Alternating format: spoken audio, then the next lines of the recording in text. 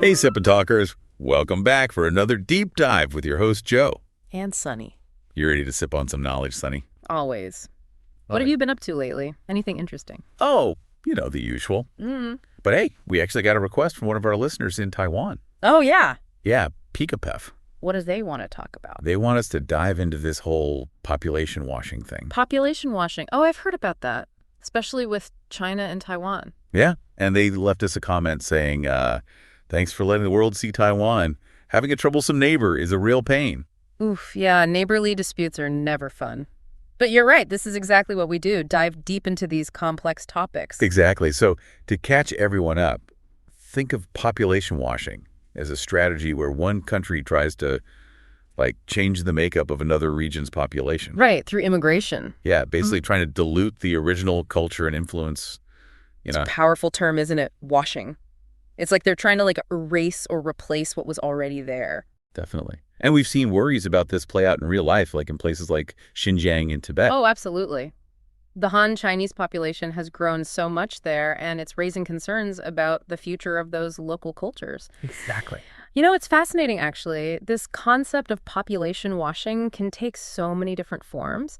Sometimes it's just overwhelming a place with a ton of people. All right, just sheer numbers. Yeah, exactly. But then other times it's way more subtle, like encouraging intermarriage or slow cultural assimilation. So how does this all relate to Taiwan? I mean, their relationship with China is pretty unique. It is. I mean, Taiwan has this distinct culture and identity all their own. And there's a real worry that China might be using this population washing idea as a way to exert more influence over the island. So how could that actually look? What are people specifically worried about? Well, one example that comes up a lot is Hong Kong. Right. Because they've seen a massive influx of mainland Chinese immigrants in recent decades.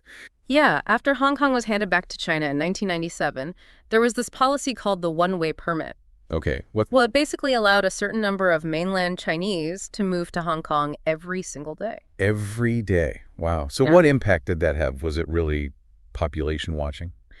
Well, it definitely led to some big demographic shifts. Some estimates even say that by 2047, the number of mainland immigrants could reach 3.28 million. Wow. That's a lot of people. What was Hong Kong's population back in 1997 for context? It was only 5.11 million. Whoa, that's a huge jump. So how did people in Hong Kong react to all of this? It was a very mixed bag. Some people said it was a natural part of integration, that the newcomers were bringing economic benefits. Right. But then others were worried that it was eroding Hong Kong's unique identity and culture. So we were saying earlier, washing away what was already there. Exactly. And it went beyond just culture, too. Some people started to worry that it was shifting the political landscape in Hong Kong, making it more pro-Beijing and less autonomous. I can see why people in Taiwan are paying attention to what happened in Hong Kong then. Oh, for sure. It's like a cautionary tale for them. Right, especially with the already tense relationship they have. Yeah. And that's where this whole idea of population washing really starts to take hold for some people in Taiwan. The worry that it could be a way for China to slowly gain more control over the island. So zooming in on Taiwan specifically, how are these fears playing out there? What are some of the specific anxieties people are voicing? One of the biggest anxieties centers around cross-strait marriages. Okay, marriages between people from mainland China and Taiwan. Right. As of 2023, there were something like 350,000 mainland Chinese spouses in Taiwan. They're often called wu. 350,000. That's a lot of people. It is. And it's not just about the individuals, it's about their families and their impact on Taiwan's social and political scene, you know? Right. So what's making people nervous about these cross-strait marriages? I mean, love is love. It would be nice if it were that simple. But there's this fear that these marriages, whether intentionally or not, could be used as a tool for population washing. Okay, hold on. How could that possibly work? We talking arranged marriages or some conspiracy theory here? No, nothing like that. It's more about the potential long-term consequences. Let's say a mainland Chinese spouse moves to Taiwan and starts a family.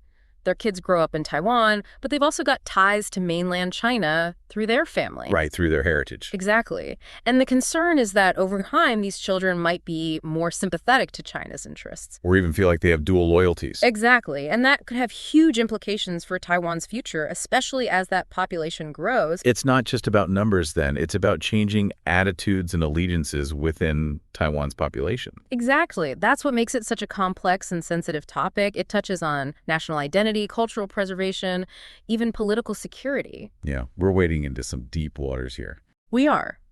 But these are important conversations to have. It's important to understand the different perspectives at play here. Totally agree. And for everyone listening, this is just the beginning.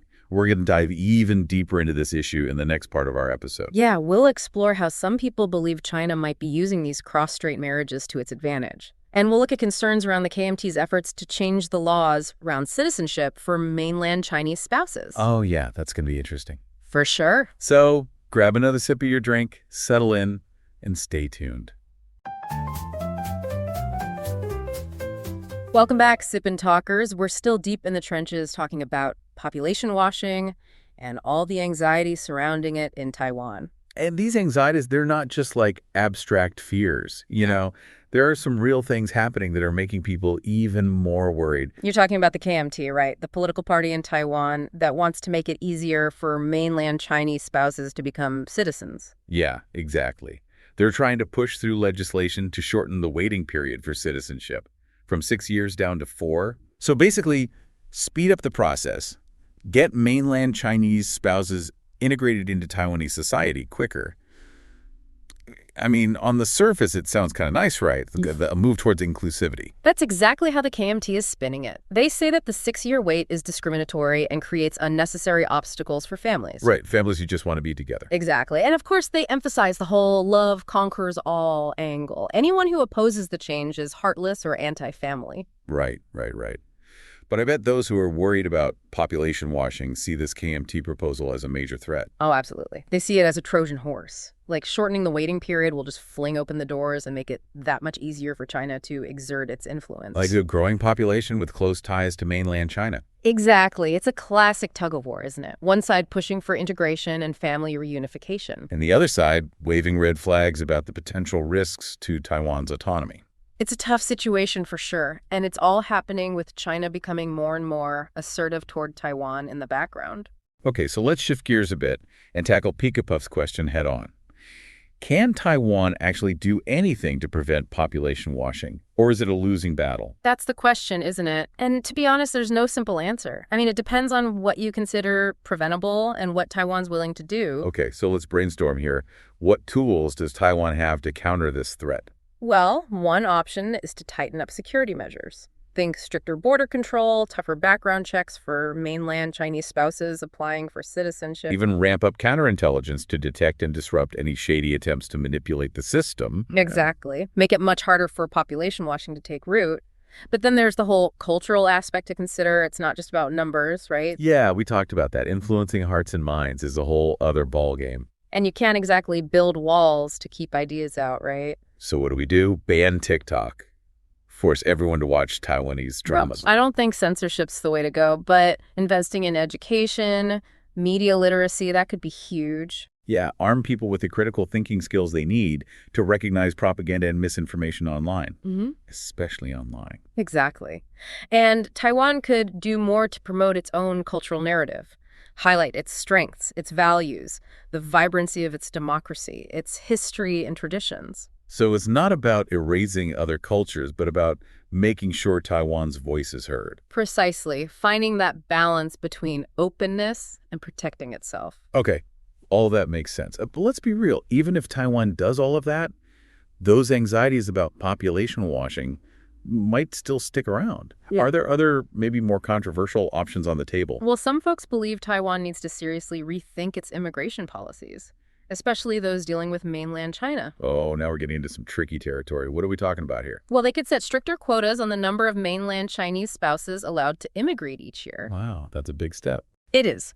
Or they could create a tiered system for citizenship applications, where things like language proficiency, economic contribution, and demonstrated commitment to Taiwanese values would be taken into account. Oh, wow. Those are some pretty controversial ideas. I can already hear the debates and accusations of discrimination. For sure. These are tough choices, and they come with a lot of ethical and political baggage. But some people argue that these are the kinds of hard decisions Taiwan needs to make for its future.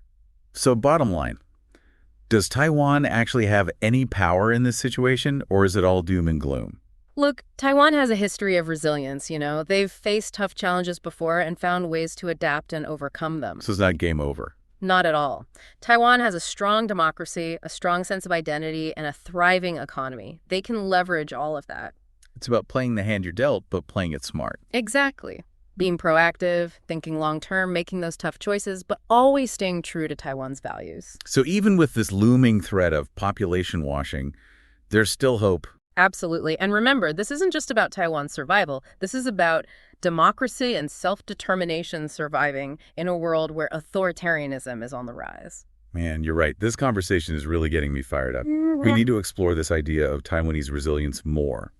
What lessons can the world learn from them? And we can't forget about Pika-Puff's concern about Taiwan's healthcare system and whether it's being taken advantage of. That's a whole other layer to this. Okay, Sip and Talkers, we're taking this conversation to the next level in part 3. Stick around.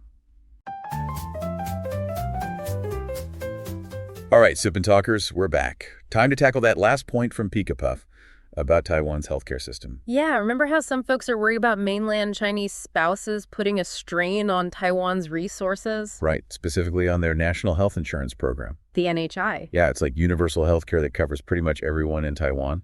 Sounds amazing. Oh, it is. But in this whole population washing debate, it's kind of become a point of tension. I mean, how could something so beneficial be a problem? Well, think of it this way. You have a system that works great, but it needs balance, right? A balance of resources and contributions. Right.